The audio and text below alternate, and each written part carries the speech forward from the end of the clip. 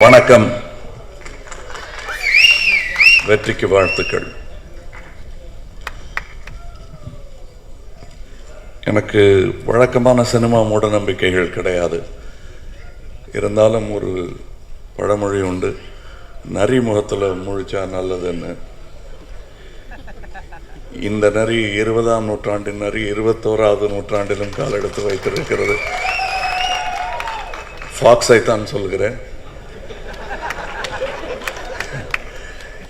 இந்த ஃபாக்ஸுக்கு அந்த ஒரு அதிர்ஷ்டமும் இருக்கிறது என்று அதிர்ஷ்டத்தில் நம்புவார்கள். நான் உழைப்பிலும் சிந்தனையிலும் அதிக நம்பிக்கை உள்ளவன். அந்த உழைப்பும் சிந்தனையும் பார்த்த சில காட்சிகளிலேயே எனக்கு தென்படுகிறது. கதை புலப்படுகிறது. கதாபாத்திரங்களுக்கு KR சார் சொன்ன மாதிரி கதாபாத்திரங்களுக்கு கண் தெரியலன்னாலும் நமக்கு கண் திறக்கிறது. அவர்கள் வாழ்க்கையை நோக்கி நம் பார்வை திரும்புகிறது. சின்ன சின்ன விஷயங்களை என்னால் கவனிக்க முடிந்தது. நாவல்களில் மட்டுமே பார்க்கக்கூடிய விஷயங்கள் சினிமாவுக்கும் வர வேண்டும் என்று குரல் எழுப்பிக் கொண்டிருந்த கூட்டம் ஒரு 35 வருடமாக சிறு கூட்டம் ஒன்று தமிழ் சினிமாவில் இருந்து கொண்டுதான் இருக்கிறது. அந்த கூட்டத்தைச் சேர்ந்தவன் தான் நான். குரல் துல்லியமாக ஒலிக்காவிட்டாலும், பெரிய தயாரிப்பாளர்கள் காதில் விழாவிட்டாலும், நல்ல சிந்தனையாளர்கள் காதில் விழத்தான் செய்திருக்கிறது என்பதற்கான அடையாளம் குக்கு.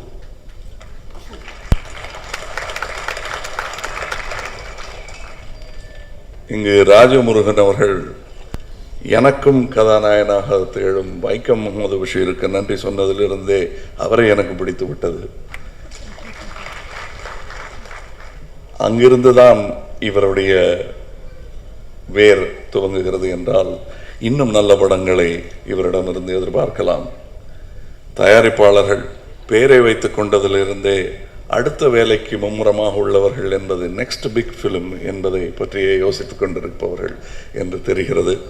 அந்த நெக்ஸ்ட் பிக் ஃபிலிம் இதுவாகவும் இருக்கும் என்று நான் நம்புகிறேன். சின்ன சின்ன காட்சி நீங்கள் பார்த்துருப்பீங்க. நான் அதை கொஞ்சம் முன்னாடியே வேறு இடத்துல பார்த்தேன். தாமதமாக வந்து சேர்ந்தேன். நான் வெளியூரில் இருந்தேன். லிங்குசாமி அவர்களின் வேலைக்காக போயிருந்தேன். உத்தம வில்லன் லொக்கேஷனுக்காக வடநாடு போயிருந்தேன்.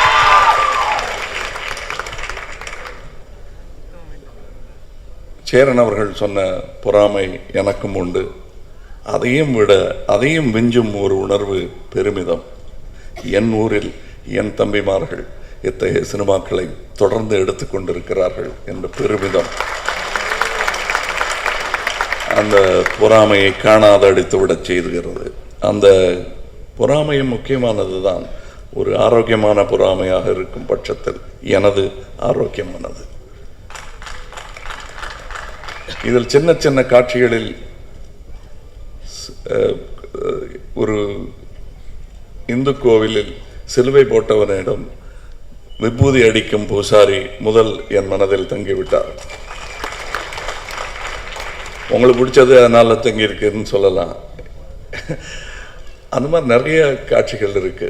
அந்த காற்றை தொட்டு பார்க்கும் கண் இல்லாதவர்கள் என்று சொல்லக்கூடியவர்கள் ரொம்ப அழகாக வைரமுத்து அவர்கள் வரிகள் எழுதியிருப்பார்கள். உங்களுக்கெல்லாம் 2 கண்கள், எங்களுக்கு 20 கண்கள், நகக்கண்கள் என்று எழுதியிருப்பார். அது ஞாபகம் வந்தது எனக்கு. எலக்ட்ரிக் ட்ரெயின்லேருந்து கையை நீட்டிக்கிட்டு காற்றை தொட்டு பார்க்கும் அவர்கள் வாழ்க்கை, அவர்கள் இசைக்குழு, தினேஷ் அவர்களின் அந்த பயிற்சி தேடல் எல்லாம், அவர் மாறுபட்டு நடிக்க வேண்டும் என்று மாறுகண் வைத்துக் கொண்டது உள்பட அது எனக்கு தென்பட்டது. வாழ்த்துக்கள்.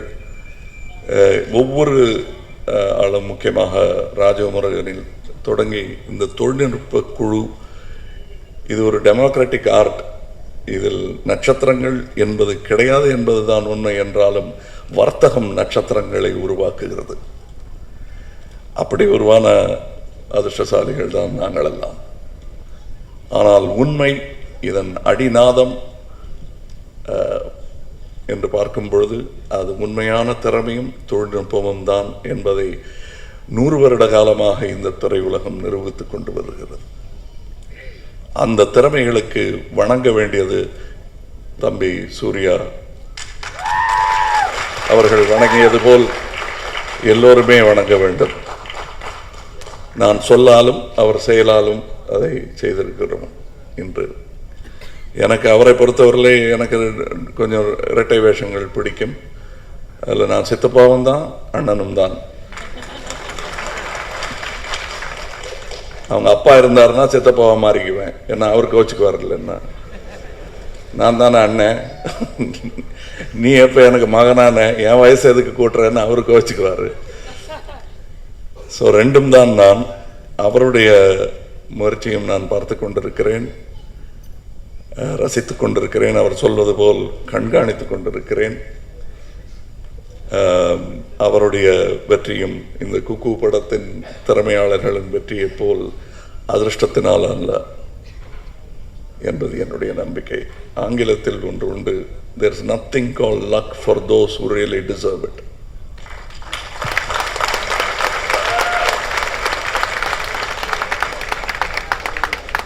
இந்த படத்தை பார்க்க வேண்டும் என்ற எண்ணம் ட்ரெய்லர் ஏற்படுத்தும் பொழுது படத்தையே மறுபடி பார்க்க வேண்டும் என்ற எண்ணத்தை ரசிகர்கள் மனத்தில் அது உருவாக்கும் என்று நான் நம்புகிறேன். நிறைய தமிழ் படங்கள் இப்பெல்லாம் நல்ல நல்ல படங்கள் தமிழில் வருகிறதாமே என்று மத்திய பிரதேசத்தில் போன போது என்னை கேட்டார்கள். அந்த பெருமையை சேர்த்த கூட்டத்தில் நீங்களும் ஒருவர், ராஜமுருகன்.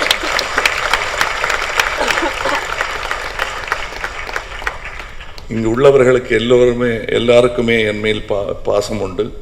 என் தகுதிக்கு சற்று மேலாகத்தான் என்னை பாராட்டுவார்கள். அதற்கு நன்றி சொல்வதோடு அதற்கு தகுதியானவனாக இனிமேல் தான் ஆக வேண்டும் என்பதை நான் புரிந்து வைத்திருக்கிறேன். KR அவர்களுக்கு நன்றி. தமிழ் திரையுலகம் இனியும் செழுமையான பாதையை நோக்கி நடைபோட வேண்டும்.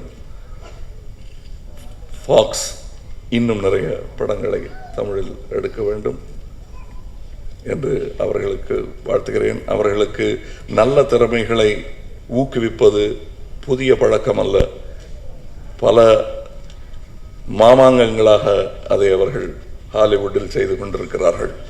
அது இங்கேயும் வருவது நமக்கு பெருமை. தென்னகத் திறமைகள் உலகை நோக்கி பயணிக்கும் நேரம் நெருங்கிவிட்டதாக நான் உணர்கிறேன். நன்றி, வணக்கம்.